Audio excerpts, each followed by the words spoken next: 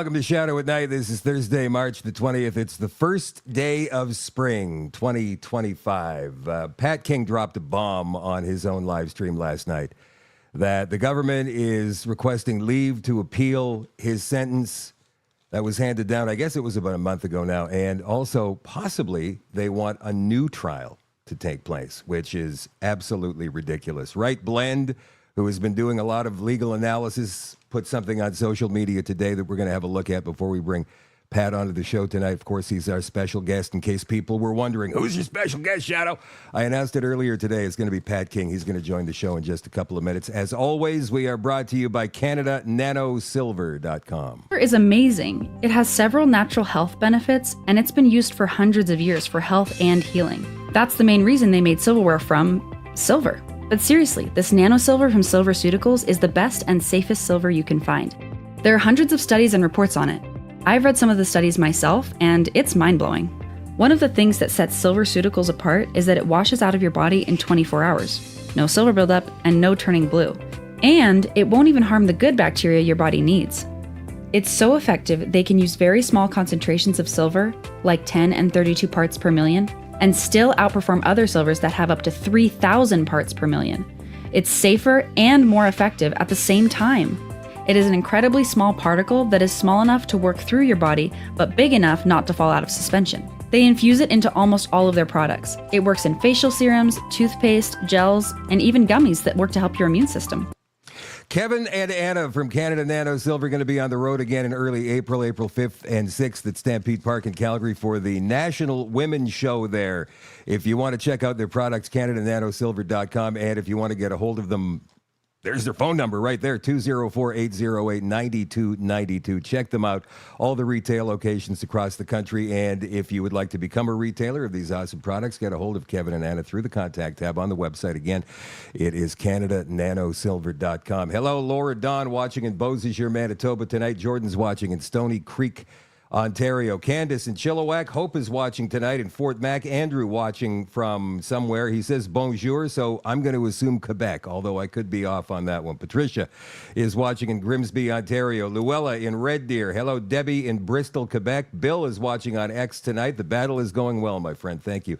Darren is watching tonight. Sandra watching from Bridgewater, Nova Scotia. Sheila, Donna, Lucette in St. Jean. Ben's Cabin says Trump was right about everything. Just kind of a random offhand remark. Hello over on Rumble. Who's watching there? North Scotty, Notable, Dog Mum, Patricia 0711, Midnight Oil, Vilma, Deb Haw, Cosford, Nutsy, Chicken Hair. The gang's all here over on Rumble as well. Wherever you're watching, whatever platform you're watching on tonight, guys, don't forget to like and share. Get this information out to as many people as you possibly can. All right, let's bring this up on the screen here because I think it's pretty important that we see this before we bring Pat on tonight. So let me just pop this up on the screen real fast. And this is from Right Blend on Twitter. Right Blend says, here's the Crown's egregious appeal against Pat King. Unbelievable. The Crown wants the appeal court to convict King of intimidation, despite the trial judge's airtight reasoning concerning the not guilty verdict. The Crown also wants Pat King's sentence increased. The trial judge, Justice Hackland of the Ontario Superior Court of Justice, was once regional senior judge of the East Region.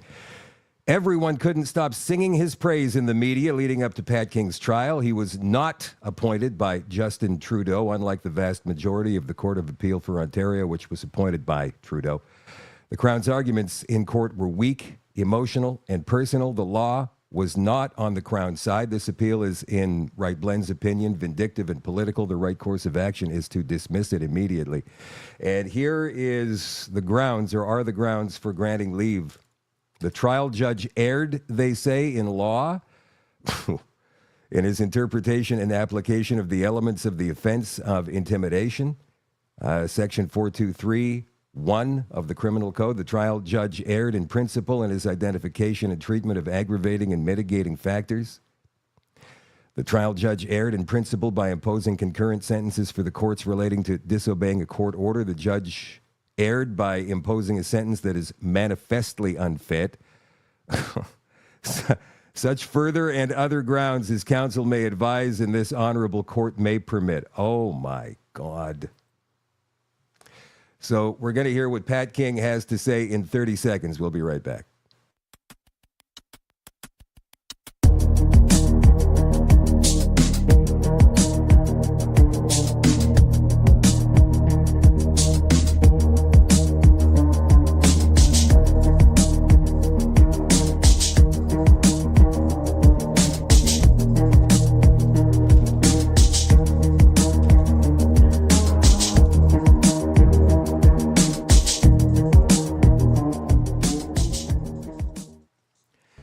Hey, buddy. How are you, sir? Very good. How are you is the question. Well, right when you thought it was over? No, we're 30 days into this. So I got 90 days house arrest. And I know a lot of people are going to be pissed at this, but I wasn't planning on appealing. I was done. I was like, okay, we got this behind us. Time to move forward. Let's go. Then yesterday, my lawyer starts messaging me. Have you seen anything in your emails yet? I'm like, nope, nothing yet. She's like, get ready. There might be something coming. And then at the 11th hour yesterday, at 4:30 yesterday afternoon in Ottawa, they filed for an appeal. They want to appeal the whole case. I know a lot of people are seeing those errors in law that you showed, but they want the whole case tried. They didn't get their 10 years. They didn't get their pound of flesh. And in fact, it's probably an embarrassment to the Crown, and that's why this is being pushed even further. Let me ask you a question. And I know that you've been wrapped up in these legal proceedings for what seems like forever, but when you were sitting there, and even most recently in the sentencing, when you looked across at that team of government lawyers, did you notice any animosity towards you at all? Did they give away anything, body language, facial expressions, anything like that? Or were they just cold? In fact, they were cold, calculated, and concise on what they were doing. But in between, when there would be a recess, the Crown would look over and talk with me and have conversations with me. We'd laugh, we'd joke. He even at one point, Shadow looked at me and said, Pat, you're a good man. You know, you got a big heart, and we can see that you are a big teddy bear.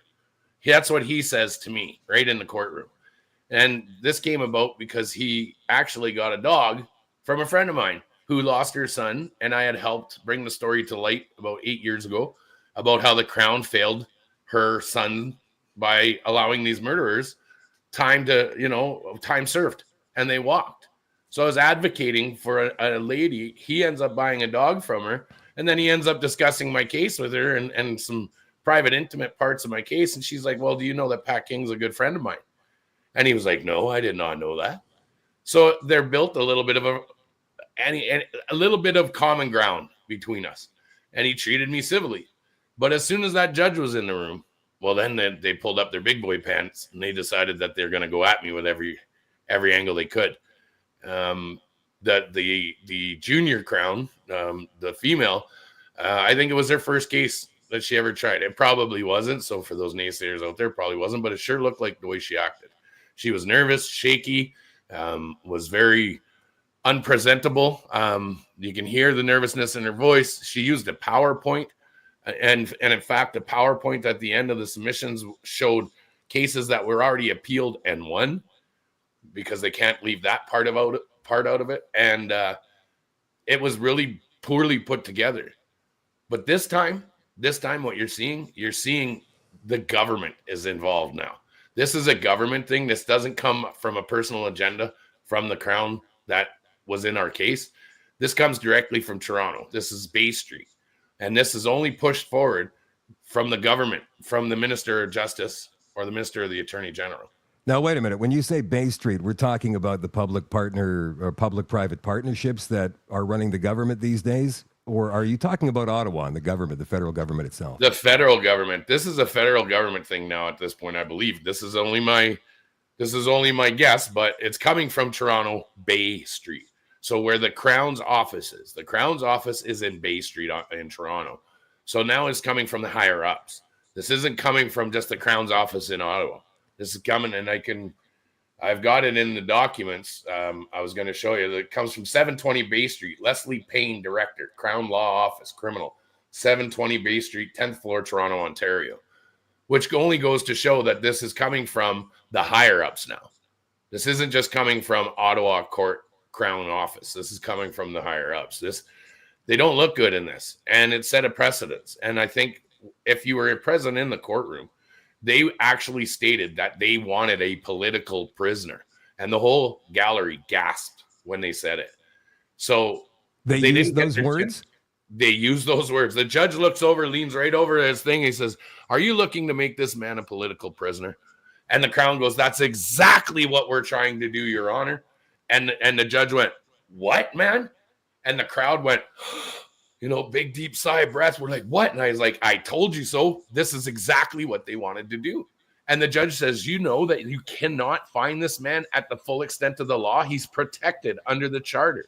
He was peacefully protesting. He was peacefully assembling. Not only that, it's already been deemed in the courts that this was a peaceful assembly and a lawful assembly." Yeah. So it blows me away. The only thing that was found to be illegal about this, aside from, I think, some of the horn hawking and one of the Ottawa judges put some kind of a ban on honking after 9 o'clock during the convoy. But the only illegal thing that's happened in this entire event, if we're going back, 3 years now, is what the government did.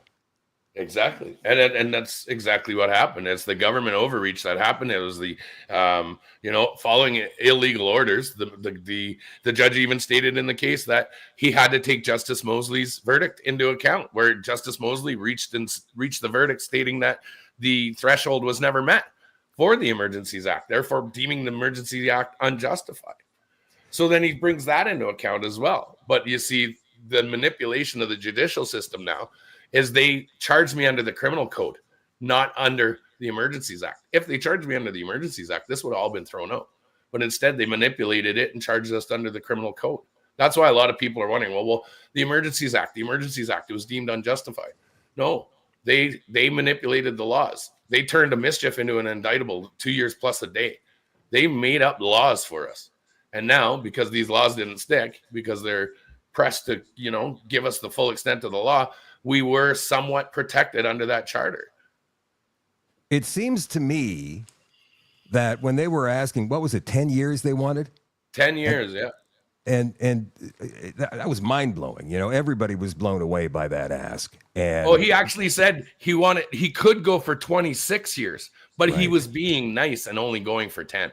Yeah. So what was that based on? Was there ever any conclusion as to where they pulled that from, those numbers? Because if you take all the total of charges that I was charged with, all 9 of them, and you add them up, then it would have been, if you take the 5 charges, we won't touch the 4 that I was not guilty on just yet, but you take the 4 charges in total at full value, full face value, the accumulated up to 26 years. That's the maximum for each one that you were found guilty of. For each one, yeah. Yeah, but what they don't understand was in these charges that they were trying to manipulate and change into indictable offenses. Even in that, I would have to be a career criminal. I would have to be someone who's been in jail half my life and keeps repeat offending. I don't even have an adult criminal record. I have a young offender criminal record. And the judge even stated that. He said, Mr. King is actually a poster child for the Young Offender Act. He was in trouble when he was a kid. He grew up. He moved out, and for 30 years, he's never been in trouble. And now you're going to hold this against him and try to say he is the harshest criminal you've ever met, and this is the worst form of mischief you've ever seen?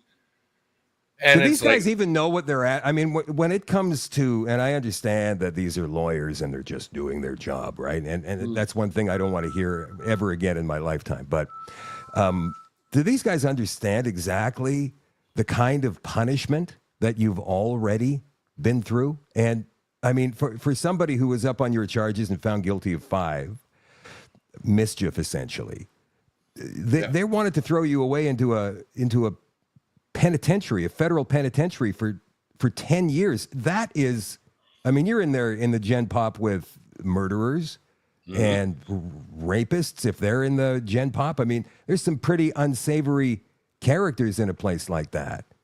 Did they even understand what they were asking? I think they did. The Crown was being pushed.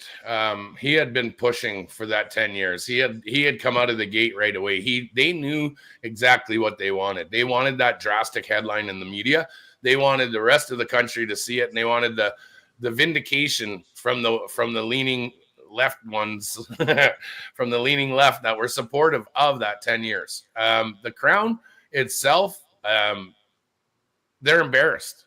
They're embarrassed of what's going on here in Canada, and when or what's going on with us standing up. And then what they're embarrassed is they can't get this 10 years. And now that it's been proven that they can't get that 10 years, now they want to double down. This is an example is double jeopardy in the United States. You cannot be retried for the same crime. But here in Canada, you can be. And they knew this was going to happen. They knew this was going to, all they're trying to do now is get me dragged out into the courts for the next decade so that I'm basically raped of all monetary financial means to survive. It's an attack on me from the government. I firmly believe it. So Pat, when they make this appeal, like what court heard this case? This was in the upper court. So this was in Superior Court. Unlike Tamara and Chris, who were in lower court, I'm in upper court. I decided to take it to the upper court because in case of a failed verdict, and in case we did get to 10 years, then the appeal could have been brought in front of the Supreme Court.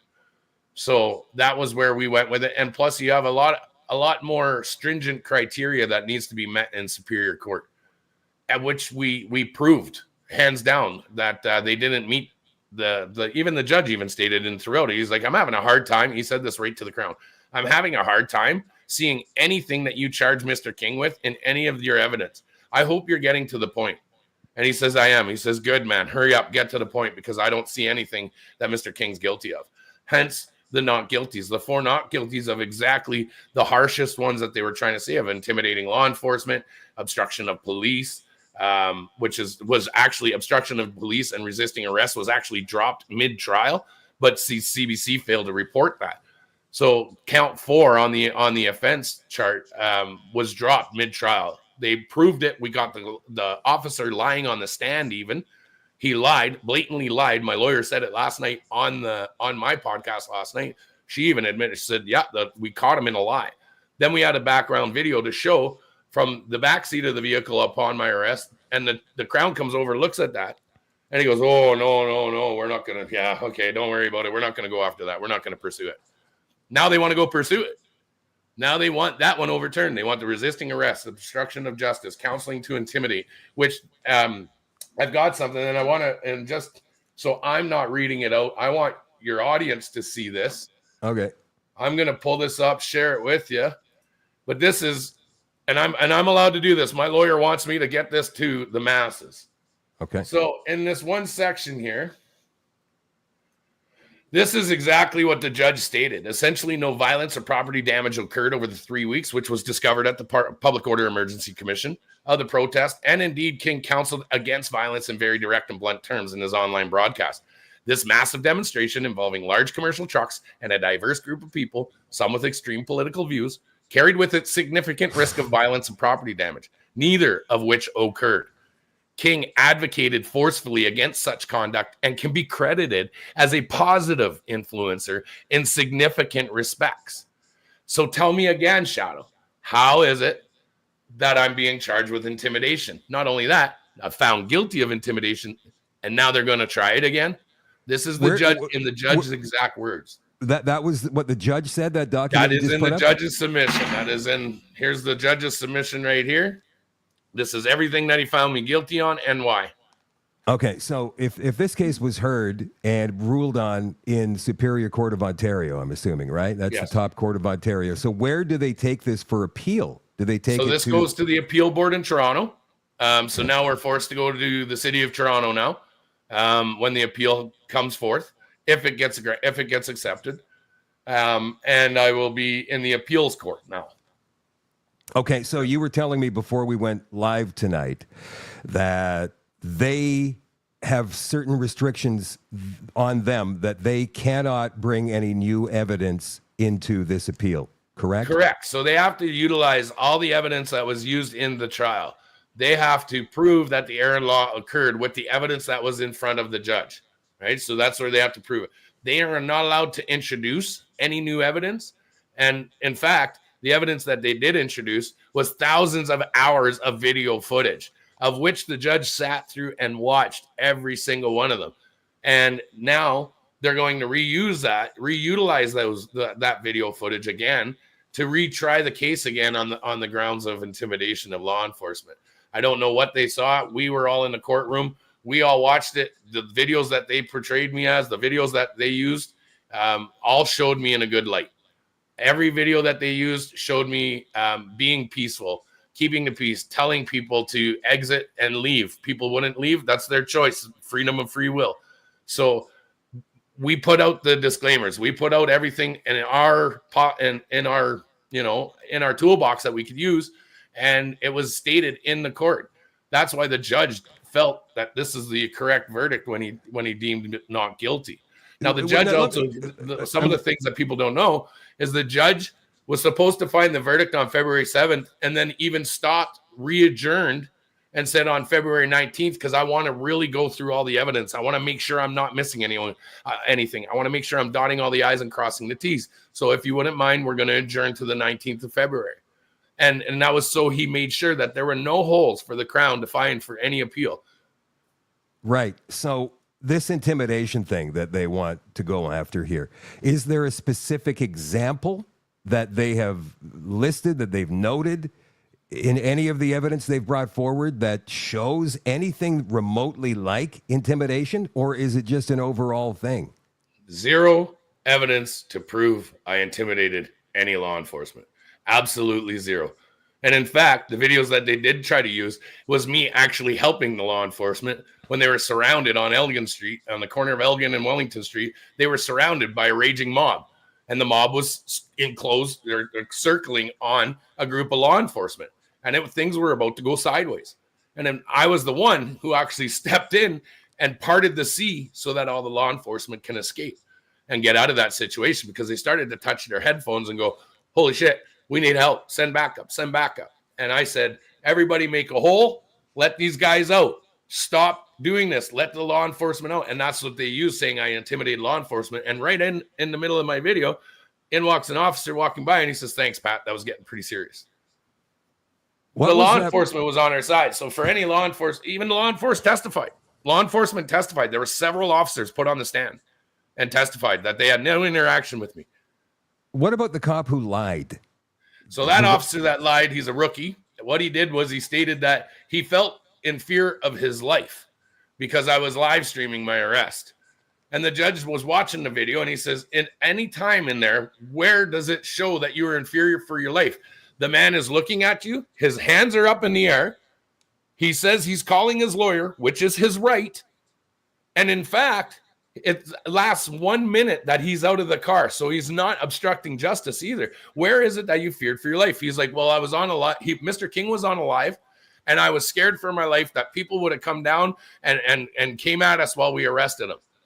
And the judge says, you have a service weapon, do you not?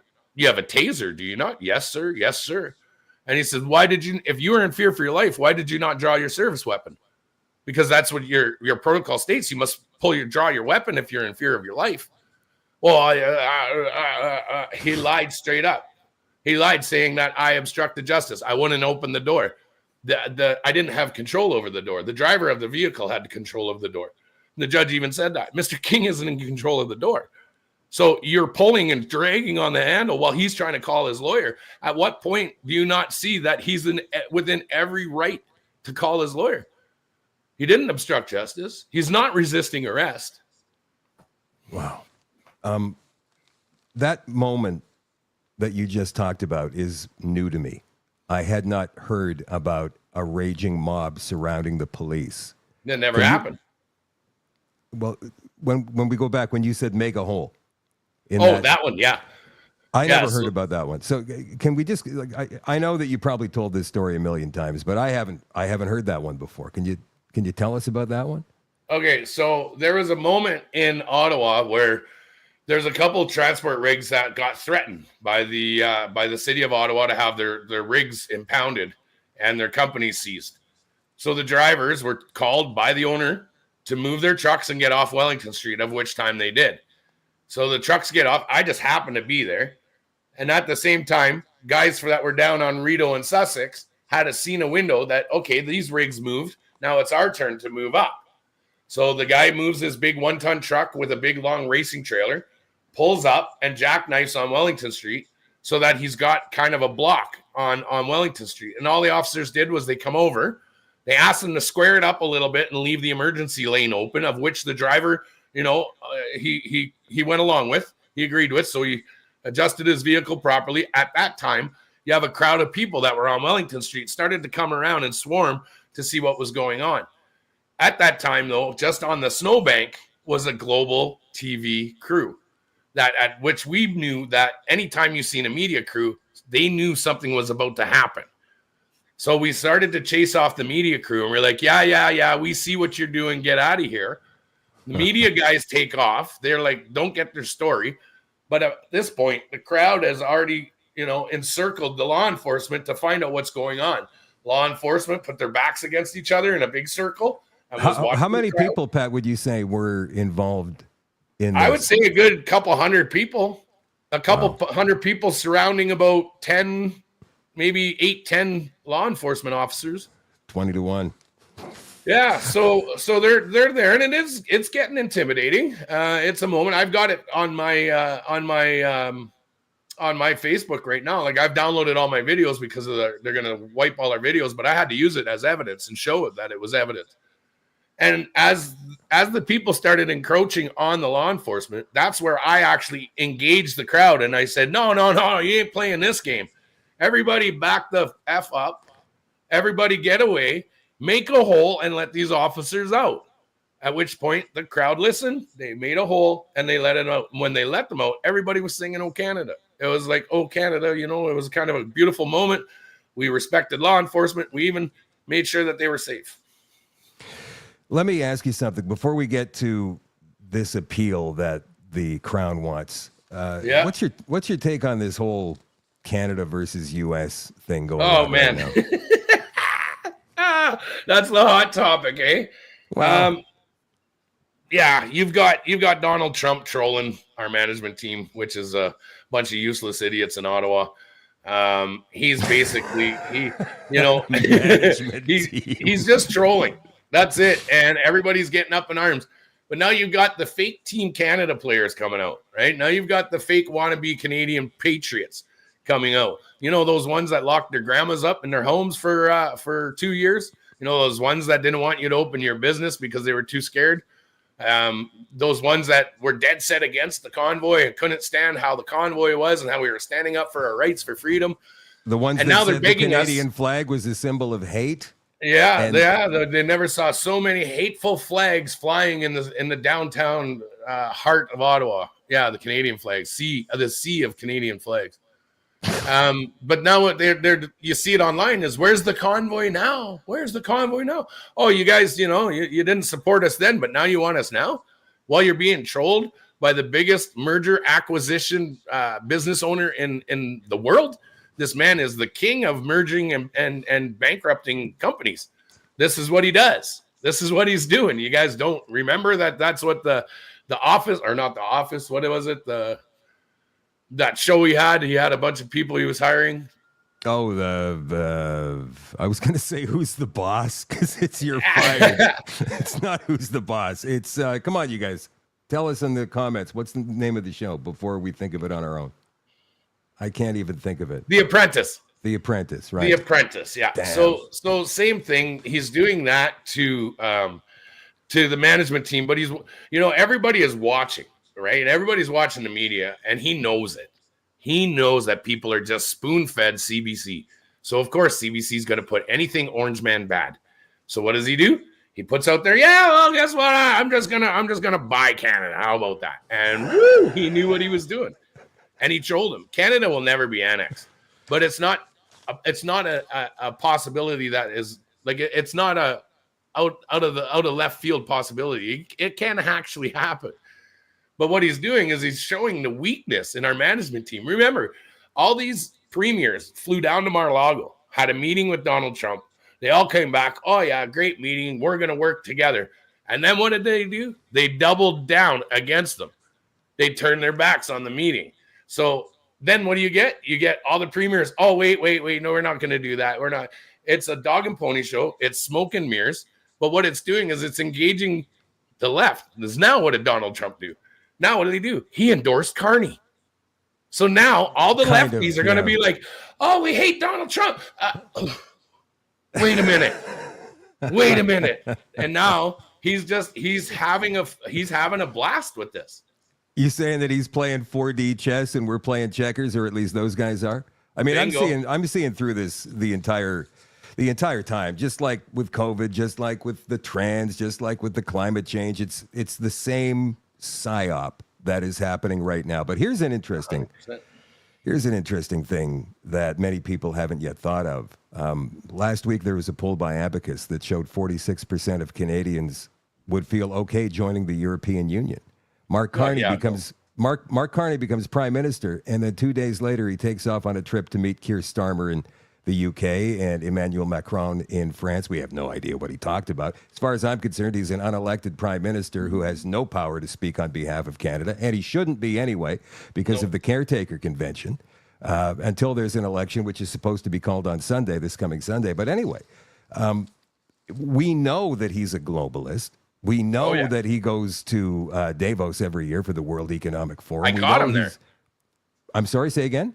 I caught him there in 2019. I've got pictures of Mark Carney. I didn't bring him up, but I've got pictures of Mark Carney in Montreux, Switzerland in 2019, smooching and rubbing elbows when I was there investigating it.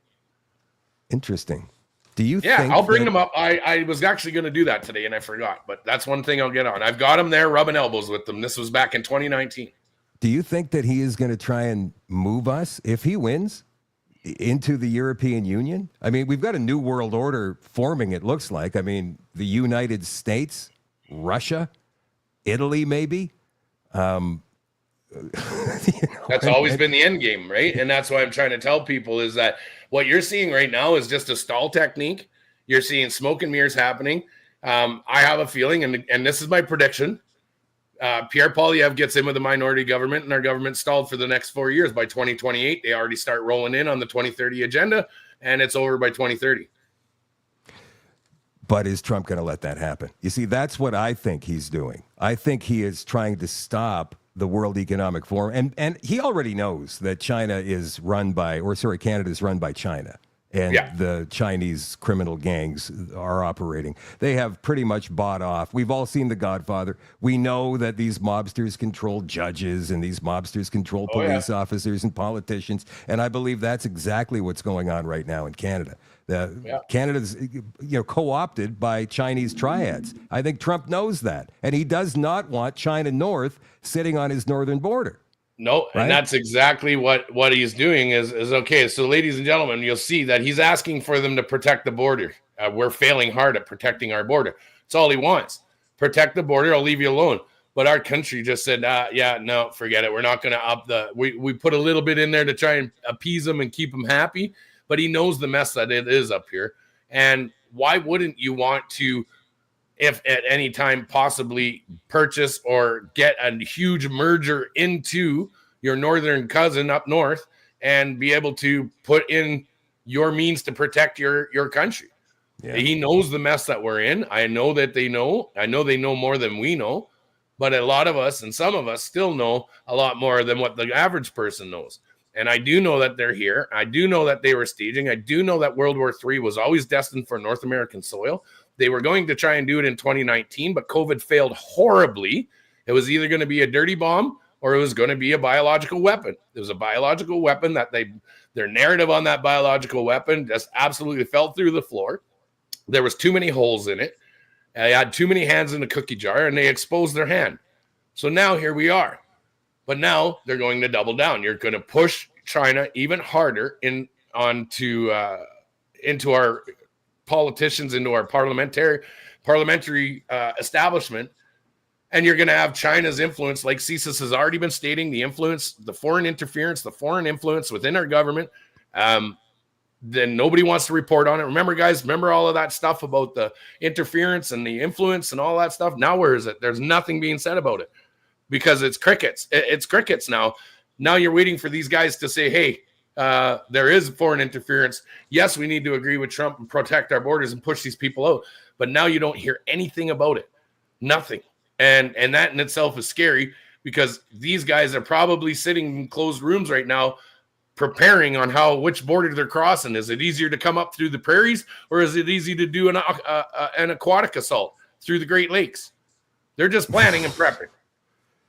Who is China? The Americans, on which way to come up to protect themselves. That's interesting. I wouldn't be surprised that they're already going to line those tanks and all that equipment right along the 49th parallel. Because Canada is co-opted by China, we have no choice but to move in militarily. You see, that's something that other people have postulated as well. I think maybe it's a great big game of, what was that game where all the countries are up for grabs, the board game from years ago? Risk. Big game of Risk, yeah. It's a real world game of Risk, and Canada is up for grabs right now. The question is, who gets it? Well, Americans are going to get it. Now, I don't think that Canada as a whole goes all at once. I think it gets divided into pieces. And that's where this federal election comes in. So Danielle Smith today made a statement. She met with Mark Carney, and she made a statement, a list of demands. And these liberals are never, ever going to go along with it. Do you think that Danielle is setting up for Western or Alberta separation at the very least? It seems like she's way ahead of the game here, in my opinion. The temperature here in Alberta is actually it's a boiling point. You can have a majority of Alberta right now push for a referendum to join, and it would happen. I guarantee you. Join the states, or go it alone as a country? Go it alone. Go it alone as an independent republic. It's been a consensus here for a long time that we have too much Ottawa and not enough Alberta. Well, now it's time we push more Alberta, right? Is it realistic, though, to say that if there is a provincial referendum on separation, that there's a chance of it winning? And the reason I say that is because, you got cities like Edmonton, right? I mean, it's a lefty city.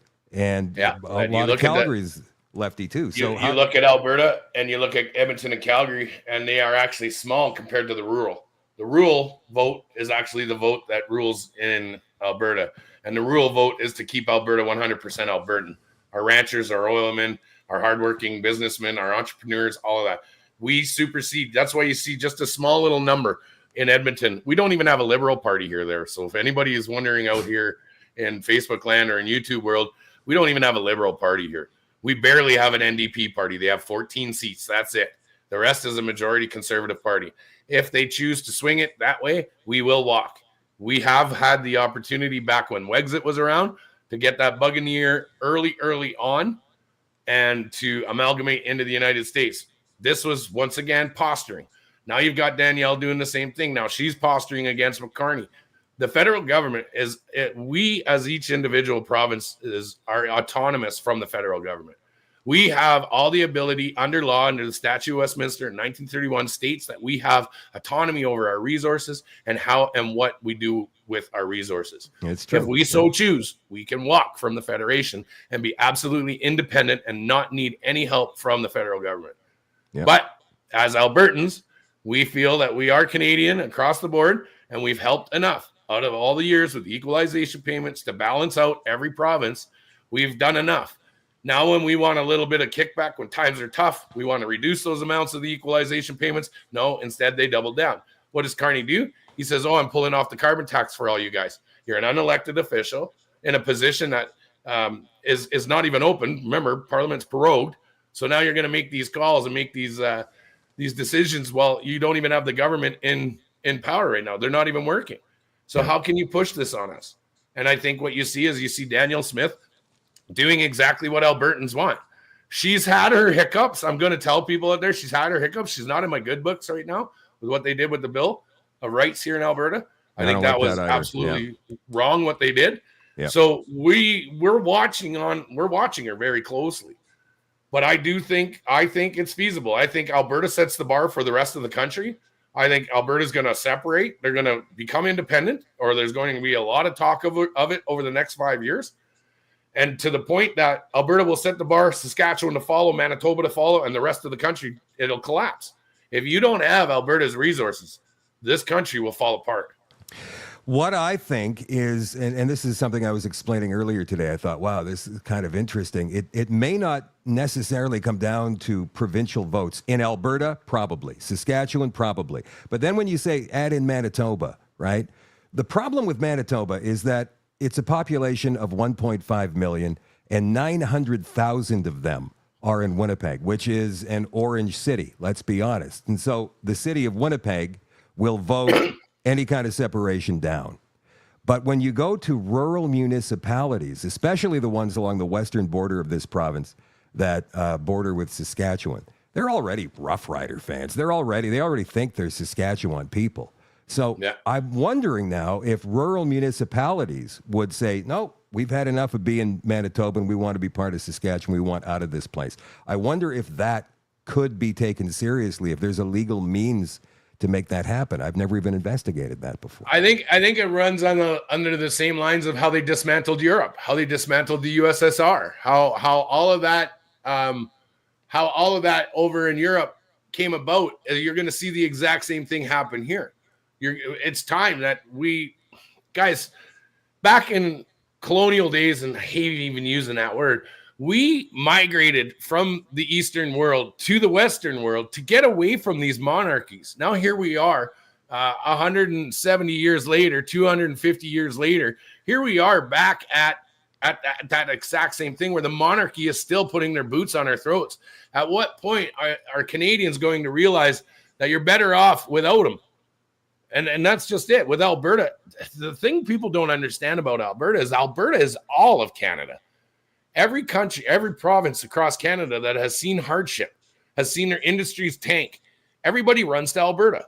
They go to Alberta to work in the oil and gas industry, to work in the ranching industry, to become very successful in our hardworking jobs, albeit blue-collar and laborious jobs.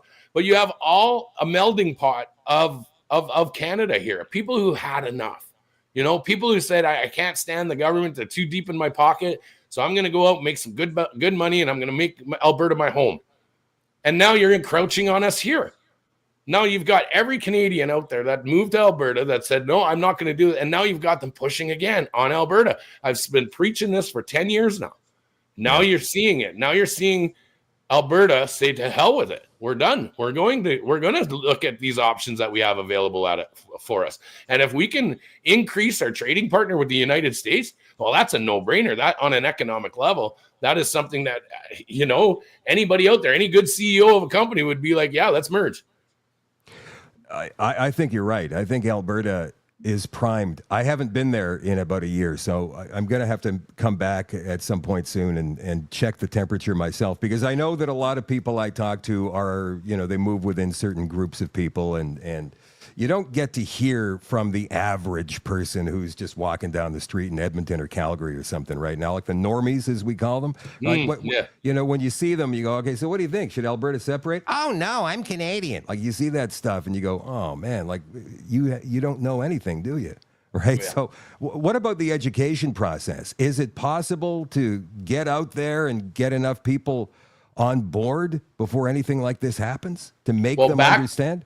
Back when we did the Wexit initiative here in Alberta, we had 500,000 on board instantly of wanting to separate and, you know, walk away from the federal government.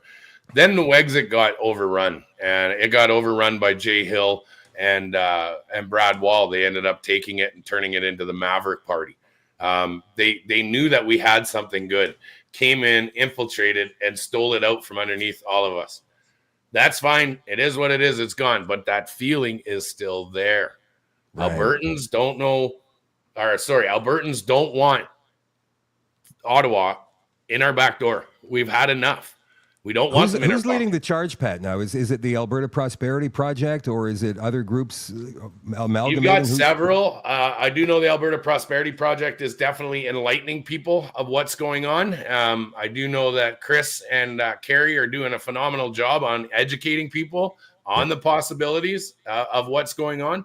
I know Chris has asked me several times to get on board with it, but at the same time, I'm just like, you know what, man? You guys do your thing. When you need me, call me, and I'll be there. But at this point right now, I got legal problems here. I'll get back. Exactly. Yeah, I'm a little tied up here, guys. Sorry, but now I've been pumping it. I've been pumping it to everybody. I've been showing the video, the Canada, the Illusion, for everybody to watch, just to get educated. We'll figure out a game plan. I think there's a lot more smarter people out there than me that can actually get this done. I think it'll create such a stir in the rest of the country that you're going to see a snowball effect. It's going to keep growing and growing and growing. The sentiment in Canada is something is broken. Well, a lot of us know what's broken. And in order to get away from that brokenness, we need to step away from the one who broke it, and that is the federal government. The root cause to any problem is how you find solutions. You must find that root cause. And the root cause across every province is the federal government. The mismanagement of our government right now, of our country, from this government is atrocious. And the definition of insanity is these liberals thinking that Mark Carney is going to come in and do this and make it all better. Well, you're going to keep trying and trying over and over again to think you're going to get another result. You're not. It's insane. If the liberals win this election, is it going to boil over very quickly? It'll be a tinderbox. Just like that. Just like that. Yeah. If Pierre gets a minority government, we're done. Well, it won't. I mean, minority government won't last if it's conservatives, because he'll be voted out non-confidence in about a month, probably less. And you've got all the other four parties: the NDP, the Bloc, the Green Party, and who's the other one? You say NDP, Liberal. NDP, Liberal, Bloc. NDP, Liberal, Bloc, and the Green Party are going to form a coalition against them. Yeah. So if we get a minority government with the Conservatives, I'm not saying we, if Canada gets a conservative minority government, it's over. Yeah. We go right back to where we started. What about Quebec in all this? I mean, they've wanted to leave for a long time.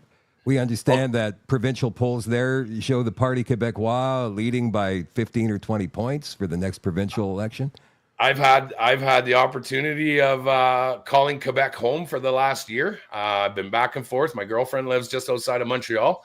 I'm actually making the move to Montreal because of a business opportunity that I'm moving into, and of course her, first and foremost her, but also the business opportunity that I got. Well, hold on, man. Like, you're going to leave Alberta? Yeah. Oh, wow. That's kind of heartbreaking. I mean, I'm on the one hand, I'm excited for you and this new opportunity to be with your girlfriend. On the other hand, oh man, the reason being, Shadow, is I have an opportunity with a major studio to get on my own podcast that has a huge reach on Spotify. We're going to turn it into the Joe Rogan of Canada. Nice. And that's the consensus across the board with the developer, with the studio company, along with the producers, directors, and editors that we've got. And we're raising the bar a little higher. Doesn't mean I'm out of Alberta, though. I want everybody to know that my heart will always be here. My kids are here. I am an Albertan. At the same time, I'm a migrant Albertan. I came here from Ontario, but I've lived in Alberta longer than I lived in Ontario. So my heart is here. If Alberta walks away, that's a discussion I'll have with the girlfriend, and there might be, I'll have to come back and defend it and be a loud advocate for it. But I can fly back and forth. That's the joys of this country, is we can make it back and forth. Alberta will never be far away from me. Hilarious if Alberta separates, becomes its own republic, the Republic of Alberta, and now you can't get in because it's a different country. I'm pretty sure I'll get it. But also look at it this way, and I want to say this. This is the kind of the point I was getting at, is I've had the opportunity of calling Quebec home for the last year during my court and going through all of this. But also Quebec is at that point. They are at that boiling point as well. A lot of people don't understand is you see what on the media, what they want you to see.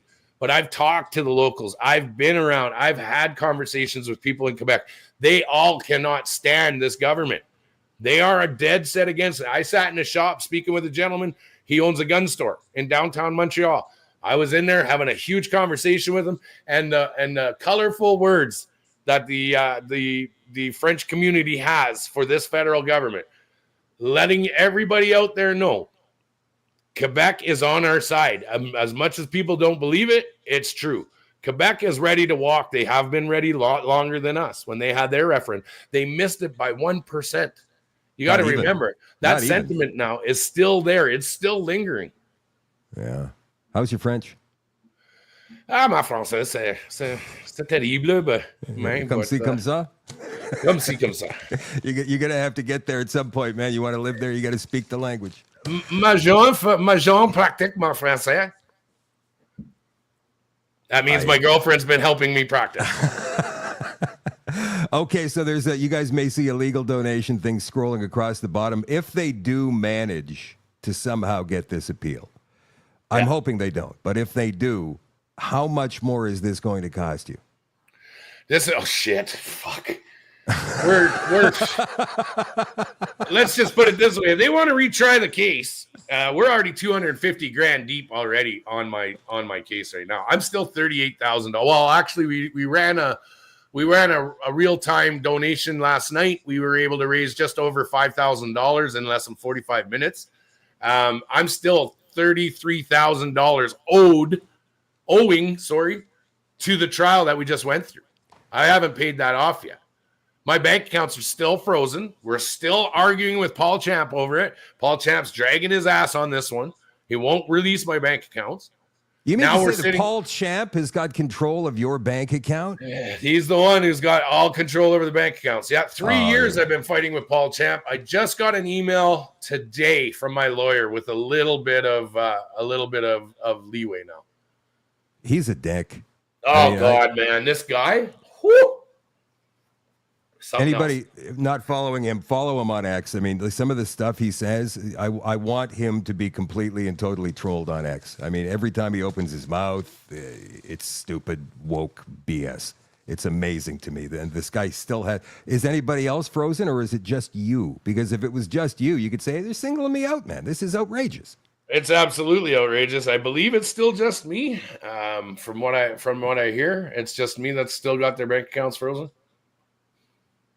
So how much are you going to need, man? I mean, like if they get a new trial, and I'm hoping they don't, right? But the way these things have gone, another 250 plus the 33 grand still owing from this last go around. I'm still so in total with all the bail hearings, it was $250,000 we're in deep. You got to remember that people, if you are donating, the password needs to be Ottawa. Oh, right. So Natasha Calvino, it's going to ask you for a password. Please make that password Ottawa.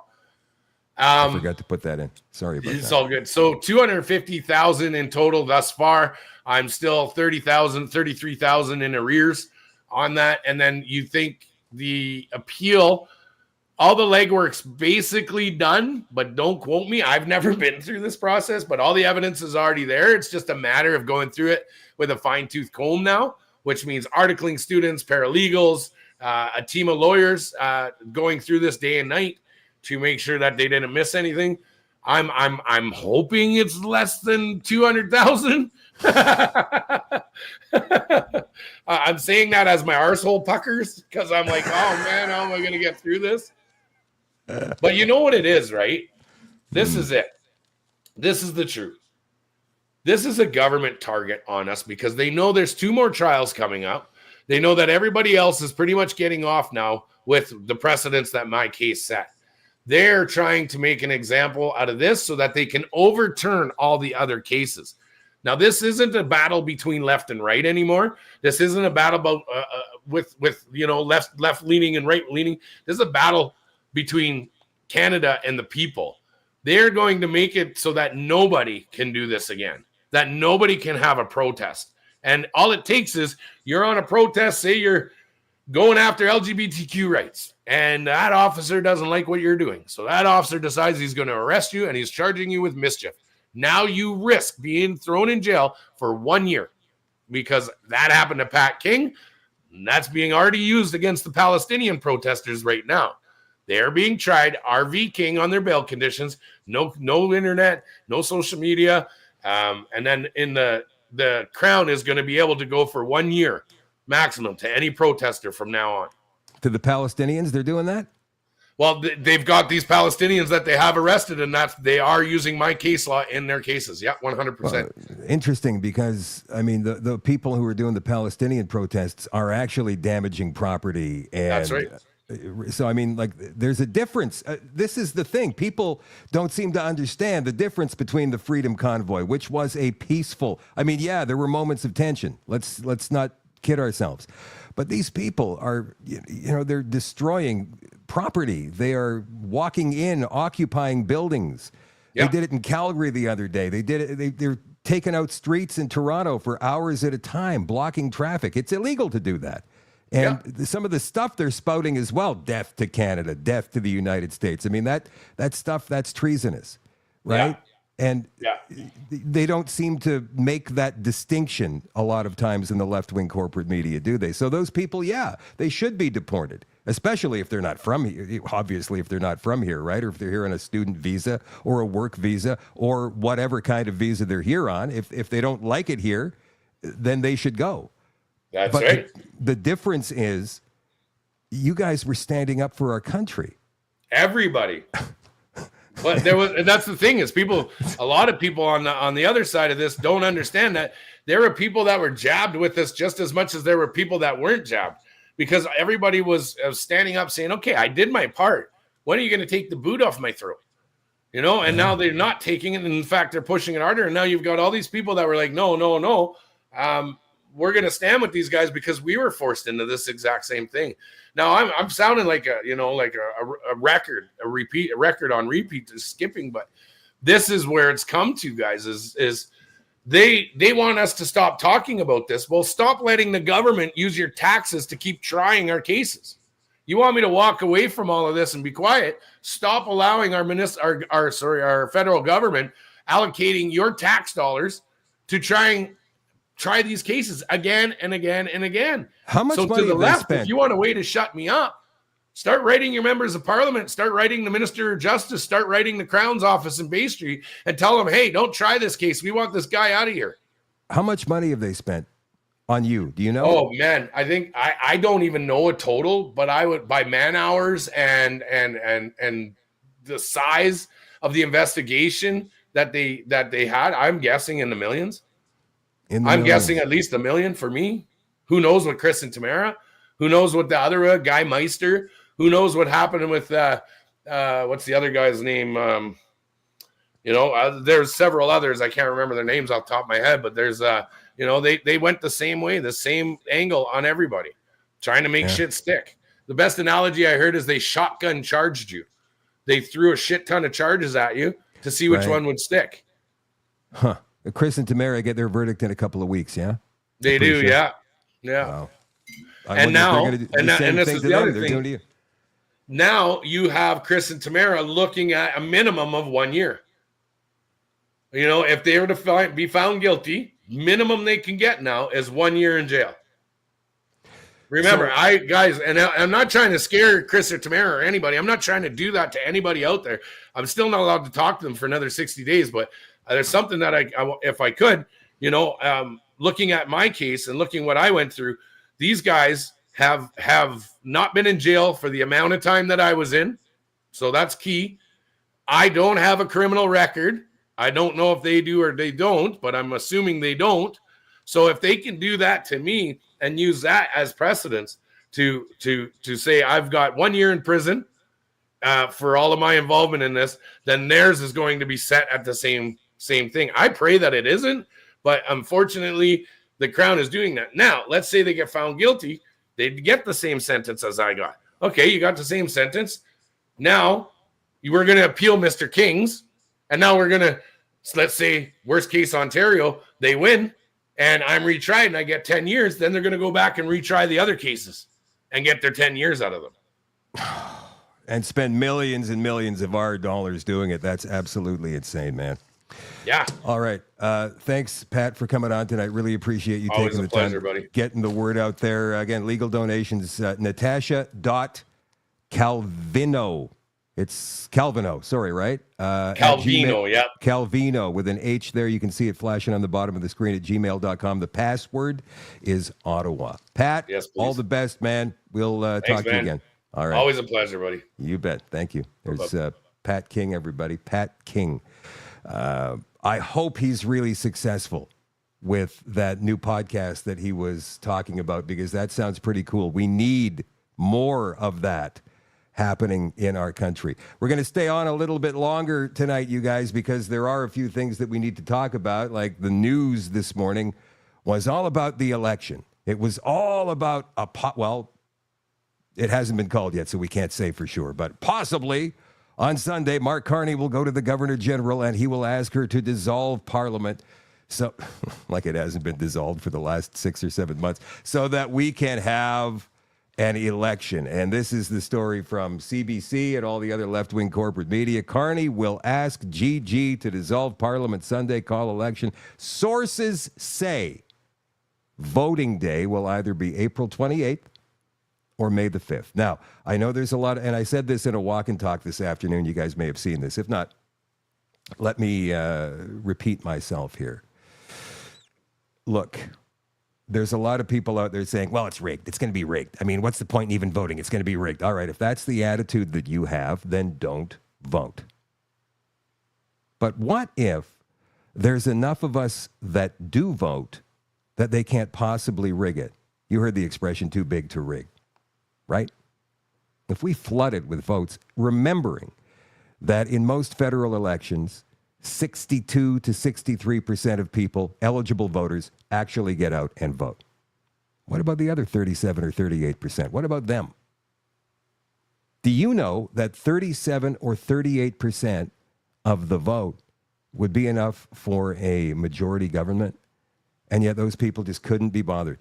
It's an imposition to them. They don't care. They don't want to vote. And then there's the other school of thought. Well, there's many of them, but people say, well, Poilievre is just as crooked as the rest of them. He's a globalist too. All right, here's my suggestion then. Go out, vote Conservative, or maybe vote for the People's Party of Canada. I don't care, whatever. Just get out and vote. Do your thing. And let's say Poilievre is a globalist, and we wind up with the same nonsense that we've been seeing from the Liberals for the past 10 years. Well, then we know, don't we? Then we know for sure that Pierre Poilievre is, in fact, a globalist, and he's selling us down the river. If that's the case, then maybe we can finally get our crap together and start doing the right thing for this country. Yeah, there's a lot of people out there that think, oh, it's a political solution. All I have to do is go vote Conservative, and I'm good. We're all good. No. Even Poilievre himself has said this. I believe it was in a podcast with Jordan Peterson a while back, where he said politics can no longer be a spectator sport. You need to get involved somehow, some way, even at the local level, whatever it is, municipally. Go to your meetings, go to your town council meetings, your city council meetings. Go there, sit there, listen to them. Listen to the kind of stuff they talk about. And when more and more people start showing up, they get defensive and they start trying to shut things down. Why? They don't want you to hear what they're talking about. It's been proven with Councillor Lisa Robinson over in Pickering, Ontario, that when they live stream a council session, they edit it. There's certain things they talk about they don't want us to hear. She's proved that. So if you go and you see actually what they're talking about, then you can go, oh, that's interesting. Same with provincial level, same with federal level. Poilievre can't do anything unless we, the people, get behind the Conservatives and help him at the local level. There's going to be all kinds of fights that he's going to need to win if, in fact, he is the guy that many people think he is, and he's going to stand up and put Canada first. He's going to have to get past the Senate, the Liberal-dominated Senate, every time he wants to enact a bill, turn it into law. He's got to get it past the Senate. That's going to be difficult enough. He's going to have to get through all of the NDP, Liberal provincial governments and the left-wing city and town councils to enact legislation. He's going to have to do all of that stuff. Can't do it by himself. He may have 200 MPs behind him. He may not even win the thing. Maybe Mark Carney wins, and then Alberta separates. Either way, there's going to be some political upheaval in our country in the next year, in the next couple of months. Look at this, you guys. Danielle Smith met with Mark Carney today. She put this statement out all over social media today, and it's gotten nothing but positive responses. I haven't seen any negative ones. She said, at his request, I met with Mark Carney, Prime Minister Mark Carney today. We had a very frank discussion in which I made it clear that Albertans will no longer tolerate the way we've been treated by the federal Liberals over the past 10 years. All right, she's talking to the Prime Minister. She's telling him this. or what passes for a prime minister right now. I provided a specific list of demands the next prime minister, regardless of who that is, must address within the first 6 months of their term to avoid an unprecedented, and again, she uses this phrase, unprecedented national unity crisis. She says again, national, just like last night, she's used this phrase several times in the past couple of months. Unprecedented national unity crisis. This includes guaranteeing Alberta full access to oil and gas corridors to the north, east, and west, repealing Bill C-69, the No New Pipelines Act, lifting the tanker ban off the BC coast, eliminating the oil and gas emissions cap, which is a production cap, scrapping the so-called clean electricity regulations, ending the prohibition on single-use plastics, abandoning the net zero car mandate. In case you don't know, there will be no gas vehicles allowed to be sold in Canada after 2035, and they're scaling it down year by year as we get to 2035. It's ridiculous. You can talk to Stephen Guilbeault about that if you don't believe me. Returning oversight of the industrial carbon tax to the provinces, halting the federal censorship of energy companies. How about halting federal censorship altogether? Anyway, she says, I also made it clear that Alberta, as owner of the resource, will not accept an export tax or restriction of Alberta's oil and gas to the United States, and that our province is no longer agreeable to subsidizing other large provinces who are fully capable of funding themselves. Hello, Ontario. Hello, Quebec, especially Quebec. Manitoba, too. Manitoba gets equalization payments, second most in the country, by the way. It's embarrassing. Lastly, I made it clear that federal mismanagement of Jasper and Banff National Parks resulted in last year's tragic wildfire in Jasper and is endangering Banff, and the situation must be rectified immediately. Basically, that's letting old dead trees just sit there and not clearing underbrush. Simple. Same thing in Los Angeles. Now you have to wonder, are they doing that on purpose? With the federal election about to be called, Danielle says, I encourage all Albertans to get involved in what is likely one of the most pivotal and important elections in our nation's history, and to support the party and candidates that have consistently advocated for freeing Alberta from federal overreach and the repeated economic attacks our province has faced from Ottawa over the past 10 years. She's not dicking around. And to me, it sounds like she is gearing up for some kind of move, possibly a separation move. Remember, she's the only premier who was working the room down in Mar-a-Lago when Trump was talking tough about Canada being the 51st state. She was the only one. All the other ones got together and went, whoa, what are we going to counter tariff? Counter tariff. Got to counter tariff things because we're Team Canada. Being led by the buffoon Doug Ford. Danielle Smith was down there meeting people, working the room, getting to know the power players down there, maybe making deals. Don't know what kind of deals, but maybe she was. Who knows? Speaking of Mark Carney, he was interviewed again today. Listen to the arrogance in how he speaks with this reporter. You have not been elected in a federal election yet, and you recently flew to Europe on government wide-body jet at the expense of at least $500,000. So the question I have for you today, and maybe I'll say this before I ask the question, these people around you all paid for that flight, and you've not been elected yet. So will you commit to refunding these taxpayers for that flight? Well, it's an interesting question, way of framing it.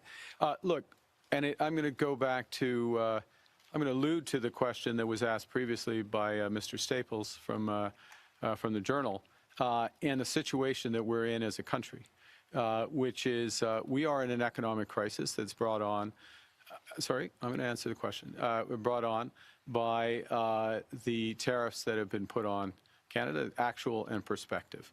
One of the challenges... The economic crisis was brought on by former Prime Minister Justin Trudeau, and you were his advisor at the time. I think you would find... These people did not create that problem. I certainly...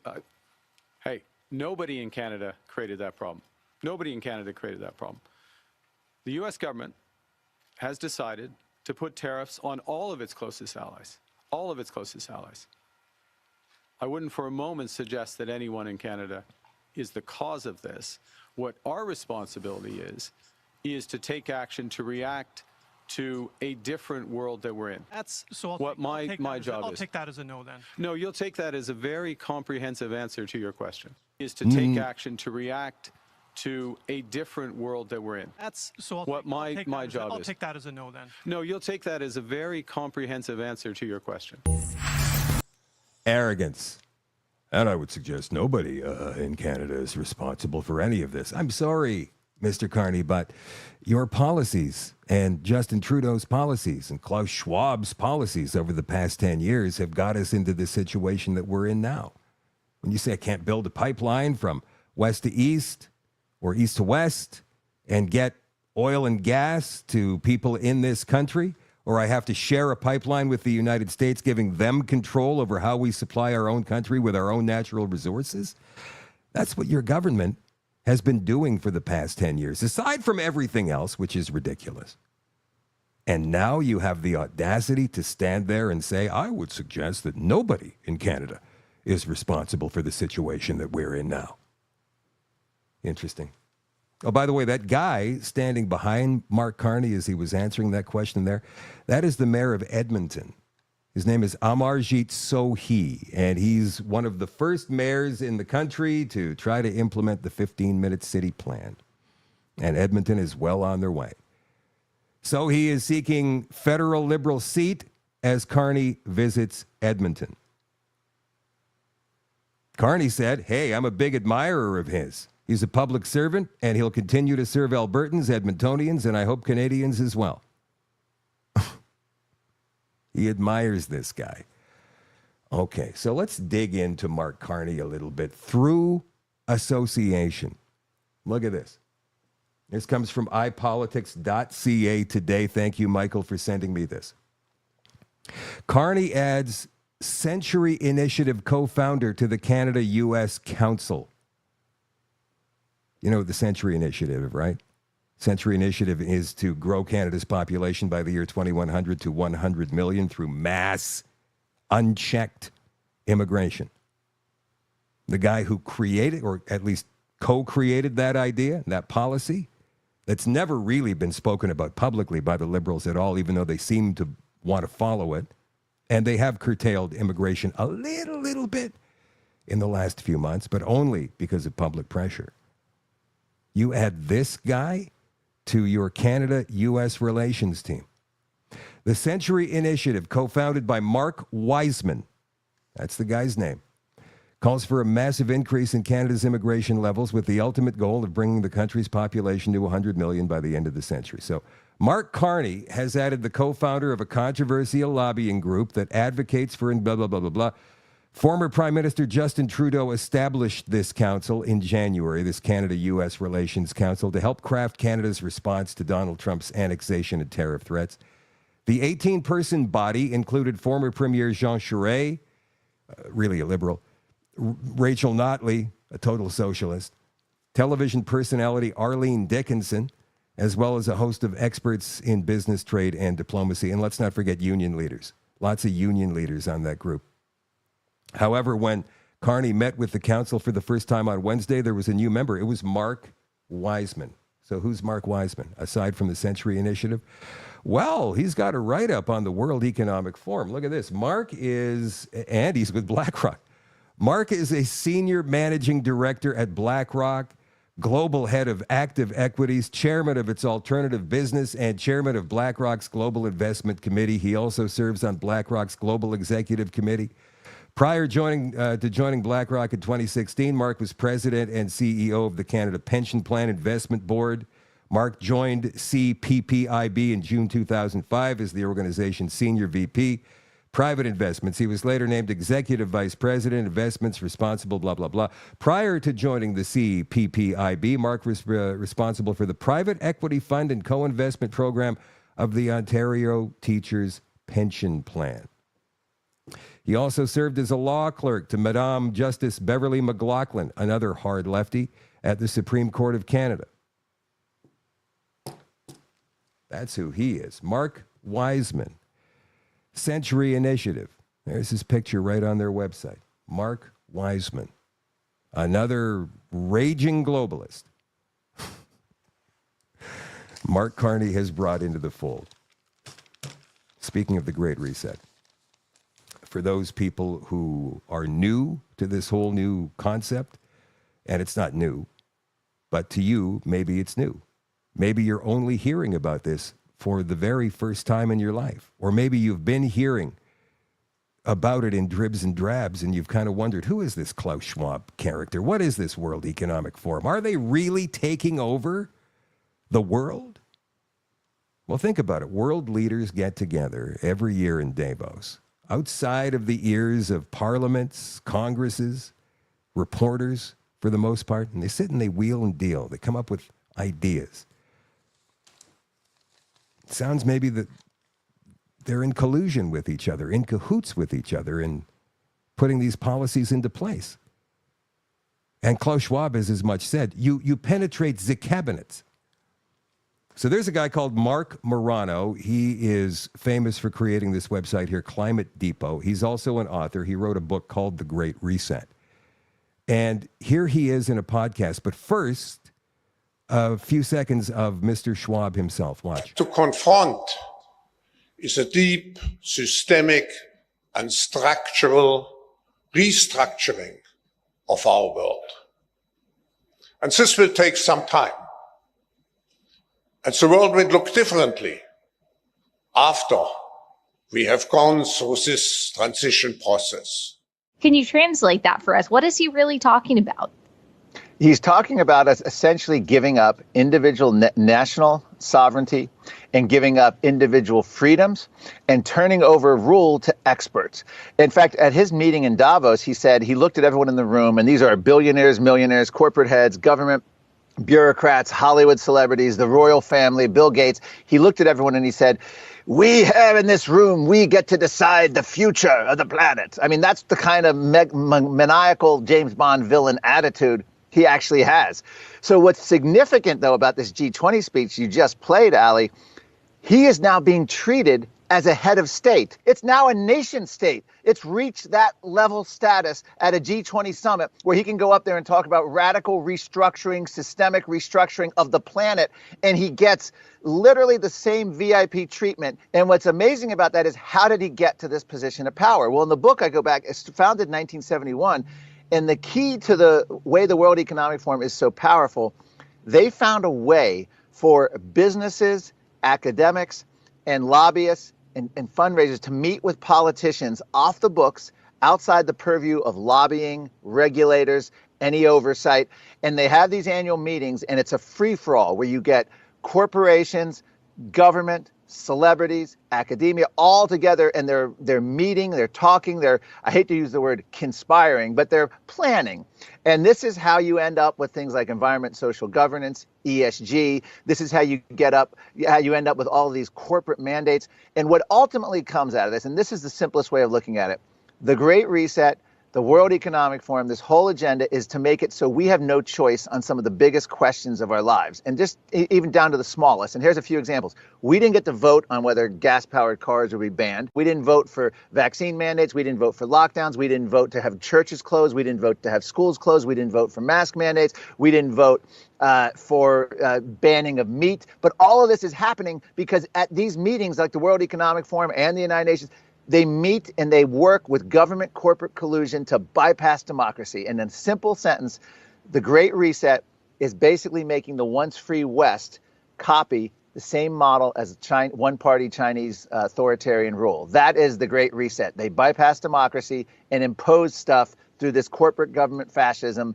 And we get told what's happening. We don't get to vote on it. There's no hearings in Congress. There's no town halls. There's no switchboards lighting up for a big vote. None of it. We're just told the car's gone. Your meat eating's going. Yeah. We're creating energy shortages. Sorry, you need a vaccine to go into this place. Sorry, your schools are closed. Sorry, your churches are closed. What? Huh? How did that happen? The Great Reset. That is a great synopsis of the Great Reset for anybody that doesn't know, but you're suspicious. There's something wrong. Like Pat said tonight, and he actually said it very well. There's a lot of Canadians out there, normies, right? And again, if you're a normie who's tuning in for the very first time tonight, don't call me normie. That's insulting. All right, well, now you're here. You're not a normie anymore. Now you're one of us. They don't know. They don't know any of this. Guys, I have framed it like this to you before. So we're on season 10, episode 7. The normies, I know there's something wrong. They can't figure it out. They're on season 1, episode 1. And they're only just catching on now. And I know it seems hard to believe because many of us have been involved in this. Sorry, itchy. Many of us have been involved in this for years now. And it's tiring. I know, right? Because it weighs on you. What you have to do is find time to enjoy the things you love to do. That's the first thing, right? You do have to find that time. You got to find a way to break away from all this if you can. I know it's difficult, though, because once you've seen that dinosaur in the 3D picture on the wall, you can't unsee it. It doesn't just blend back in again. It's there. It's going to be there forever. You're carrying this stuff around with you for the rest of your life. And you've been trying desperately to get people to come over and listen. Just please listen, because once you hear the whole story, it'll make sense. So if you're one of those people who is just finding out, keep coming back for more. And better yet, do your own digging. Do your own investigation. Go to a different search engine other than Google. Go to Brave. Go to Yandex. Because there, they don't censor the results that come back to you. You don't know that Google actually manipulates the results of searches? Oh, yes, they do. If there's something they don't want you to see, and you've looked something up like the Great Reset, they might put it back on page 38, way at the bottom. And Google also knows that when people do a search on their website, on their search engine, that they only usually look at page 1. Maybe some will go to page 2. Maybe some will go to page 3, but never page 38. They're burying information. That's why you need to switch your search engine. Go to Brave or Yandex, like I said. Okay, there's one more article here that should I? Okay, why not? If you want to talk about corporate elitism, the Mark Carneys of the world, and by the way, tonight on The Extension, I found this great piece. It's a little bit long, but I don't care. It's about the Bilderbergs, and there's a lot of Canadian stuff in it. And I watched the first I listened to the first 45 minutes of it today, and I went, oh, this is good. I'm putting this on The Extension tonight. Didn't have any time to edit it at all, so we're going to run it raw. It's about an hour and 15 minutes, so for you All Access Pass holders, it's kind of a treat to see all of this stuff put together in one installment like this. It's going to be fun to watch, and we're going to get right into it once the extension starts tonight on shadowdavis.com. This story written by Andy Lee from her Substack, andyleevna.com, and it's over 3 years old. And she posted this on X today. Somebody asked her, hey, what about the corporate corruption? Corporate, again, public-private partnerships that Klaus Schwab talks about all the time. And the Laurentian elite that I'm sure you've heard about, but you don't know who these people are. They're right in front of you. It's Trudeau. It's all of the people he's appointed to the courts. Many of them. Some of them are in his cabinet. Some of them are in the PMO. Some of them are helping Carney right now. But yeah, they exist. And many of them you'll never see. You'll never know. Not ever.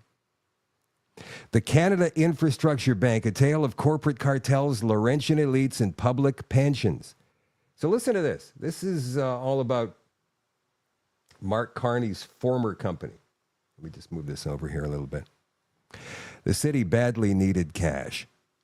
Toronto was facing a substantial budget shortfall in 2012, having recently completed a massive green building cooling project using water exchange in conjunction with a company called Enwave Energy. The deal struck between the City of Toronto and Enwave resulted in a finished product which had final cost overruns upwards of $40 million. Oddly enough, The company was also owned jointly at the time by the City of Toronto and the Ontario Municipal Employees Pension Plan, OMERS. The city was strapped for funds, smarting from the additional infrastructure expenses, and City Council decided the best way to make up for the shortfall was to auction Enwave Energy off. It was a decision they would come to regret. Sensing weakness, Brookfield Asset Management, run in part by Chief Executive Officer Bruce Flatt, and now also by Chair Mark Carney. Again, remember, this is 3 years ago. Swooped in and conducted a predatory takeover of Enwave. Brookfield acquired a 57% stake from OMERS for net proceeds of $223 million, while simultaneously moving to acquire the City of Toronto's 43% stake. Net proceeds of $168 million went into the City of Toronto's budget coffers. All told, Brookfield paid a total of $480 million to acquire full stakes in Enwave from both the City of Toronto and OMERS. It was a bargain. The city was tickled. I'm really, really proud of council, Mayor Rob Ford said after his colleagues on the city council voted 38-6 in favor of the asset sale. It's a huge victory for the taxpayers. It was anything but. The company would later be resold to Canadians from Brookfield for much, much more. What happened next? Years passed, and despite its falling out with the City of Toronto, the company made money. A lot of it. Between 2012 and 2020, Enwave's EBITDA, earnings before interest, taxes, depreciation, and amortization, increased from $26 million US to more than $200 million US, a 21% annually compounded gain. It was a literal gold mine. Almost all growth the company experienced came from the existing business structure, not from new acquisitions or investment funding. Mark Mursky, Chief Operating Officer for Brookfield, said, for those less familiar with infrastructure asset class, this level of growth for utility is unparalleled. A pension plan sold off an asset with an unparalleled level of growth to a mega corporation. I wonder if Toronto's municipal retirees know that. Adding salt to this wound is the fact that a study was done in 2010 which instructed the City of Toronto to hold on to Enwave Energy due to its vast future earning potential. The report was correct. The company held tremendous value. Minimal capital investment and financial assistance was provided from Brookfield to grow Enwave Energy out, but then Brookfield didn't really have to provide funding when Canadian taxpayers could instead. Grants rained down from Catherine McKenna, who was then Minister of the Environment and Climate Change. She, amongst other prominent key cabinet ministers, personally toured the Enwave facility. First, it was $3.5 million to help Enwave Energy Corporation fine-tune low-emission waste incineration. Then it was $10 million for another building cooling project. Keep in mind, this is a company that was independently wildly profitable and successful in its own right, owned by Brookfield, one of the world's largest investment management companies, controlling over $600 billion in assets under management. This was not a small Canadian startup which could benefit from a grant to give them a financial leg up in the domestic carbon innovation department. These were government grants given to a company owned by a wealthy conglomerate. Enwave continued to operate under Brookfield's protective wing, ironically completing projects and providing services to the very city that sold it off in the first place. In a perverse twist of fate, the City of Toronto even funded the enterprise. Politicians are so stupid. It granted Enwave, what is this number? $225,000 through a program called the Atmospheric Fund, aimed at financing initiatives which improve air quality in Toronto. Pull back the curtain. And TAF is funded by the federal government, not the city. The Ministry of Natural Resources gifted $40 million to TAF as part of a low-carbon initiative. Government funding grants going into other government funding grants going into make-work climate projects owned by uber elite green grifters. Is it any wonder we can't account for a few $1 billion here and there? The City of Toronto actually paid out climate initiative dollars to a company it once owned and had to sell because of financial hardship inflicted upon it by the very same company. You just can't make this stuff up. And then another large project opportunity came into play. Remember, Last time a large energy exchange infrastructure endeavor of this sort was built by Enwave Energy, it experienced massive cost overruns. Why would Brookfield assume that risk when we could get a public pension plan to do it instead? It was time to unload Enwave and cash in. Enter the Ontario Teachers Pension Plan.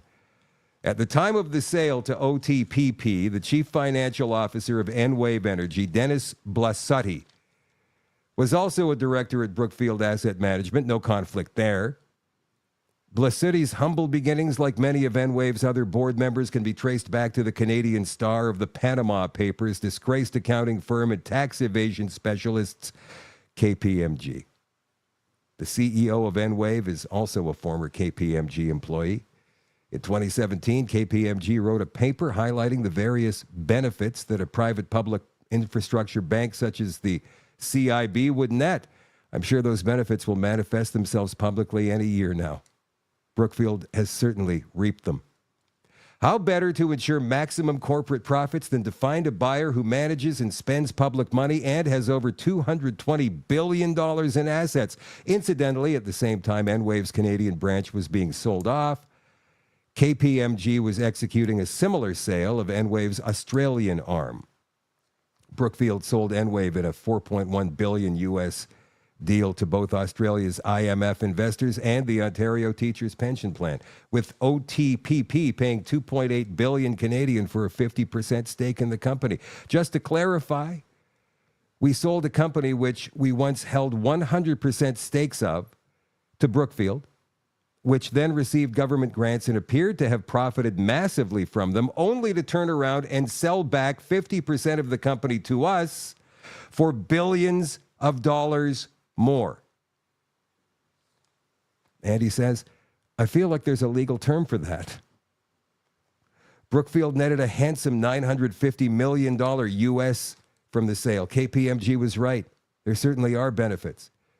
But why would a company so dedicated to net zero sell off a green energy asset like Enwave? Because it's not about the environment or climate change. It never was. It never will be. It's about maximum profit. A Brookfield representative released this statement. The sale of Enwave caps off a hugely successful investment for Brookfield. These transactions begin what we anticipate being another strong year for Brookfield Infrastructure's capital recycling program. Capital recycling? That doesn't sound like a particularly altruistic, planet-saving motivator, now does it? Immediately afterwards, Enwave partnered with our very own corporate welfare Ponzi scheme machine, the Canadian Infrastructure Bank. The company is now being given $600 million towards its new energy exchange project.